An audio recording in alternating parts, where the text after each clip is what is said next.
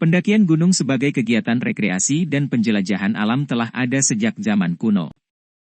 Namun, pendakian gunung modern yang sistematis dimulai pada abad ke-18 dan ke-19, terutama di Eropa. Saat itu, para penjelajah dan ilmuwan mulai tertarik untuk mengeksplorasi gunung-gunung, baik untuk kepentingan ilmiah maupun petualangan. Salah satu tokoh penting dalam sejarah pendakian gunung adalah Horace Benedict de Saussure, seorang ilmuwan dan geolog Swiss. Pada tahun 1786, ia berhasil mencapai puncak Gunung Blen, yang merupakan gunung tertinggi di Alpen.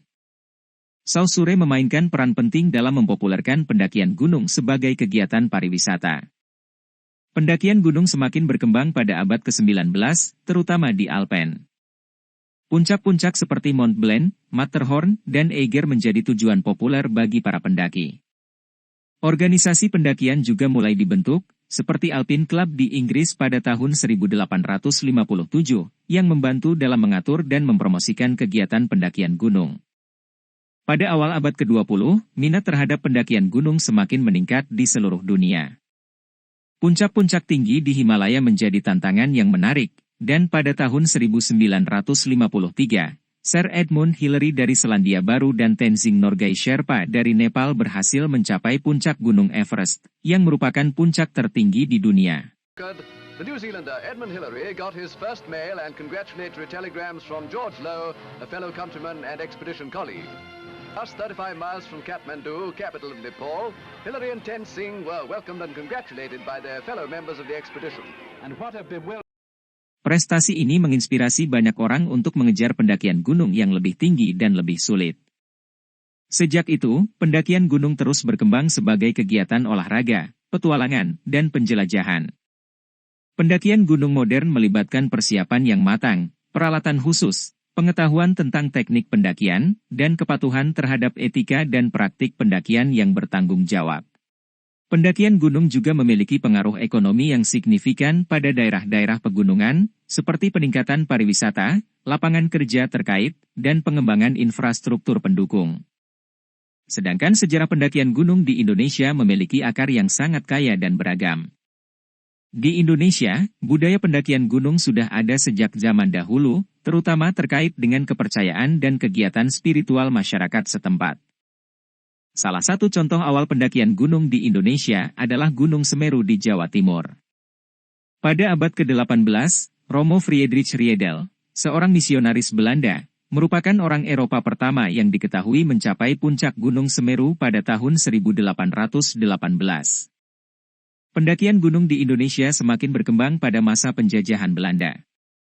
Pada awal abad ke-20, beberapa penjelajah Eropa mulai mendaki gunung-gunung di Indonesia sebagai bagian dari penelitian ilmiah dan eksplorasi geografis.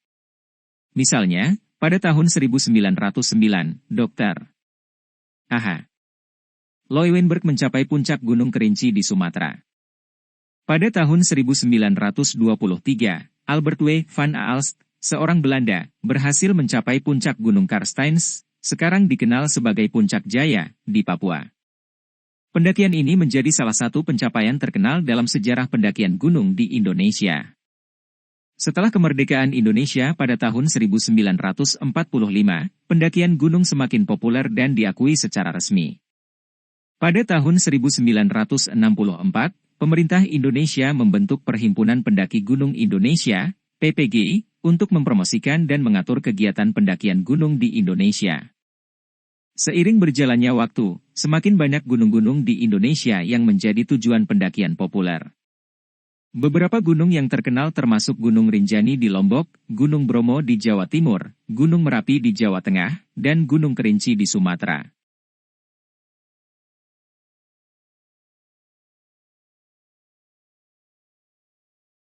Pada tahun 90-an dan seterusnya, pendakian gunung di Indonesia semakin berkembang dan mendapatkan perhatian internasional. Banyak pendaki dari seluruh dunia datang ke Indonesia untuk menaklukkan puncak-puncaknya yang menakjubkan. Pada tahun 2020, pemerintah Indonesia memberlakukan pembatasan pendakian gunung sebagai respons terhadap pandemi COVID-19. Langkah-langkah ini diambil untuk melindungi pendaki dan masyarakat setempat. Namun, seiring dengan pemulihan pandemi, pendakian gunung di Indonesia kemudian dibuka kembali dengan protokol kesehatan yang ketat. Itulah sekelumit tentang sejarah pendakian gunung di Indonesia. Keindahan alam dan keragaman gunung-gunung Indonesia terus menarik minat para pendaki dari dalam dan luar negeri untuk menjelajahi kekayaan alamnya yang spektakuler. Bagaimana kawan, apakah kalian tertarik untuk mendaki gunung? Demikian sejarah pendakian gunung yang bisa saya sampaikan. Jika saya ada salah dalam penyampaian, berikan komentar untuk koreksi dan berdiskusi. Jangan lupa like, komen, dan subscribe channel ini agar selalu memberikan informasi menarik tentang pendakian gunung.